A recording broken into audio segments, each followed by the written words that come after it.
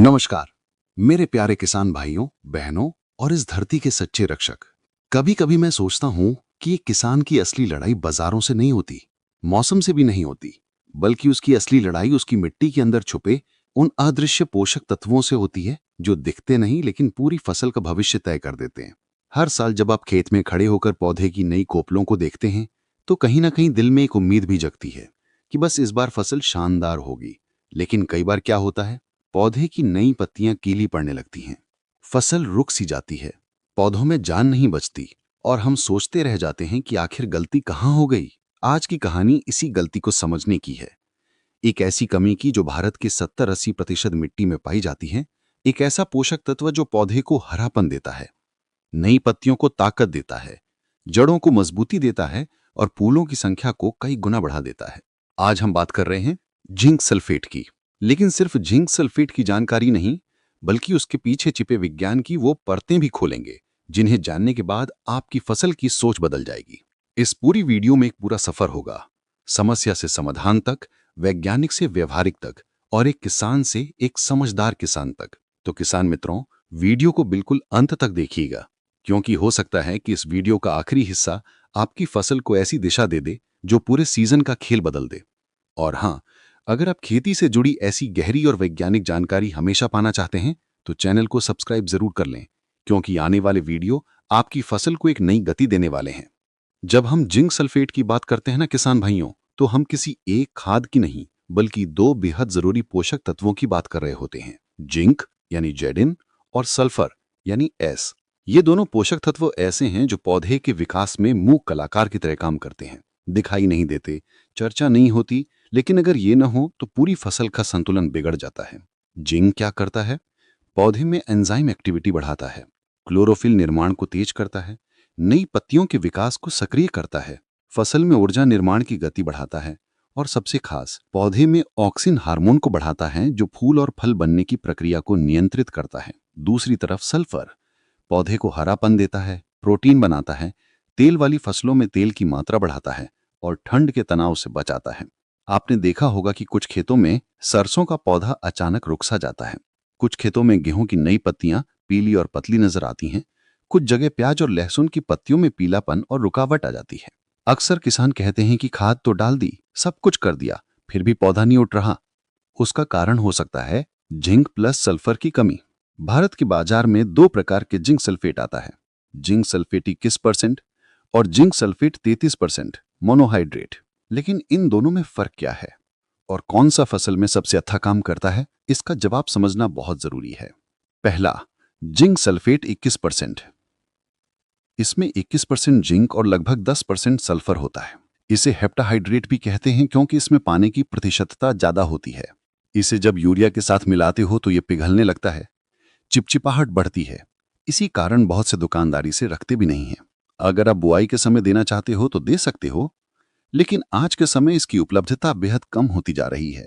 दूसरा, zinc sulphate 33% monohydrate. यही वो फॉर्म है जिसे आज भारत का लगभग हर किसान उपयोग में लेता है।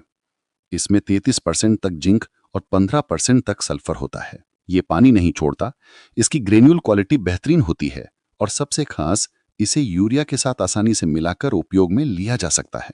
लेकिन ध्यान रहे, इसे डीएपी या किसी भी फॉस्फोरस वाली खाद के साथ कभी भी नहीं मिलाना चाहिए। इसका विज्ञान आगे समझाते हैं, पर अभी ये बात पकड़ लें कि जिंक और फॉस्फोरस की लड़ाई बहुत पुरानी है। अब वीडियो का सबसे महत्वपूर्ण हिस्सा, जिंक की कमी की पहचान। किसान भाइयों, जिंक की कमी को पहचानना आसान भी है और कठिन भी, क्योंकि ये सबसे पहले उन जगहों पर दिखाई देती है जहां हम अक्सर ध्यान नहीं देते। पौधे की नई पत्तियों में।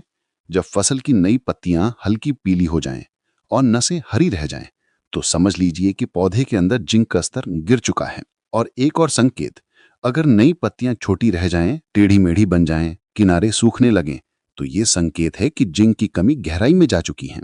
जिंक नई पत्तियों में ही कमी क्यों दिखाता है? क्योंकि जिंक पौधे के अंदर आसानी से मूव नहीं करता। नीचे की पत्तियों तो कुछ हद तक जिंक ले लेती हैं, लेकिन ऊपर की पत्तियों तक ये पहुंच नहीं पाता। इसलिए जिंक की कमी के लक्षण हमेशा नई पत्तियों में दिखाई देते हैं। और अगर आपको अपनी फसल में ऐसे लक्षण दिखाई दे रहे हैं तो किसान भाइयों, इंतजार मत कीजिए, क्योंकि जो कमी जड़ों तक पहुंच जाए वो पूरे खेत की उत्पादकता को एक झटके में नीचे खींच लेती है। जिंक सल्फेट देने के बाद फसल में क्या क्या बदलाव आते हैं? जिंक सल्फेट का असर फसल के अंदर गहराई तक होता है। पौधे के अंदर क्लोरोफिल तेजी से बनता है, जिससे फसल गहरा हरा दिखती है। फोटोसिंथेसिस बढ़ता है, जिससे पौधे में ऊर्जा का निर्माण तेज होता है। जड़ें गहरी और मजबूत होती हैं, जिससे पौधा अधिक पोषक तत्व खींच पाता है। फूलों की संख्या बढ़ती है क्योंकि जिंक ऑक्सिन हार्मोन को एक्टिव करता है। फलियों में दाने बढ़ते हैं क्योंकि पौधा अंदर से मजबूत हो जाता है। और सल्फर की वजह से फसल का हरापन और रोग प्रतिरोधक क्षमता बढ़ जाती है। तिलहन वाली फसलों में तेल की मात्रा बढ़ना जिंक प्लस सल्फर का सबसे बड़ा लाभ है। अब बात करते हैं असली विज्ञान की। जिंक कब और कैसे देना चाहिए? फसल में जिंक देने के 3 सही समय होते हैं, लेकिन ये एक कहानी की तरह समझिए। जब बुआई हो रही हो तब जिंक मत डालिए अगर आप डीएपी डाल रहे हैं, क्योंकि जिंक और फास्फोरस मिलकर जमीन में ऐसी केमिकल रिएक्शन करते हैं कि दोनों ही बेअसर हो जाते हैं। अगर आपने डीएपी डाला है तो जिंक सल्फेट आपको 20 से 25 दिन बाद देना चाहिए। पहले पानी के साथ यूरिया के साथ मिलाकर आप 3 से 5 किलो प्रति एकड़ दे सकते हैं। स्प्रे करना चाहें तो 3 ग्राम प्रति लीटर या 200 लीटर ड्रम में आधा किलो घोलकर स्प्रे कर सकती हैं। लेकिन याद रखें, दोपहर की कड़ी धूप में कभी स्प्रे ना करें, पत्तियां जल सकती हैं। इसीलिए स्प्रे हमेशा शाम के समय ही करें। अब वो गलती जिसे 90% किसान करते हैं, जिंक सल्फेट को डीएपी या एसएसपी के या किसी भी फास्फोरस वाली खाद के साथ मिला देते हैं। जब ये दोनों मिलते हैं तो जिंक फॉस्फेट नाम का यौगिक बनता है, जो पानी में घुलता नहीं और पौधा इसे खींच भी नहीं सकता। यानी नुकसान दोनों का, जिंक भी गया और डीएपी भी गया। इसलिए इस गलती को आज के बाद कभी मत करना किसान भाइयों। आपका पैसा, मेहनत और फसल तीनों सुरक्षित रहेंगे। एक मजबूत निष्कर्ष, फसल का भविष्य आपके हाथ में है। किसान भाइयों, आपने कई बार देखा होगा कि खेत 2 होते हैं, फसल एक ही होती है, खादें भी वही होती हैं, लेकिन उत्पादन एक खेत में दुगना मिलता है। क्यों? क्योंकि फर्क जानकारी का होता है। वो किसान वो छोटी छोटी वैज्ञानिक बातें जानता है जिन्हें शायद हमने कभी सीरियसली नहीं लिया। लेकिन अब समय बदल चुका है। कृषि अब सिर्फ परंपरा नहीं बल्कि विज्ञान बन चुकी है, और ये विज्ञान आज आपके हाथों में है। जिंक सल्फेट कोई साधारण खाद नहीं, ये वो चाबी है जो पौधे के अंदर छुपे ऊर्जा के दरवाजे खोल देती है। अगर आप इसे सही समय पर, सही मात्रा में और सही खाद के साथ उपयोग करते हैं तो आपकी फसल सिर्फ बढ़ती नहीं बल्कि चमकती है, फलती है और आपका उत्पादन कई गुना तक बढ़ सकता है। आज का ज्ञान यदि आपने समझ लिया तो यकीन मानिए, आपने अपनी फसल के भविष्य को एक नई दिशा दे दी है। अगर ये जानकारी आपके काम आई हो तो दिल से एक लाइक जरूर करें और कमेंट में जरूर बताएं कि इस सीजन आप कौन सा जिंक उपयोग में लेने वाले हैं, 21% या 33%।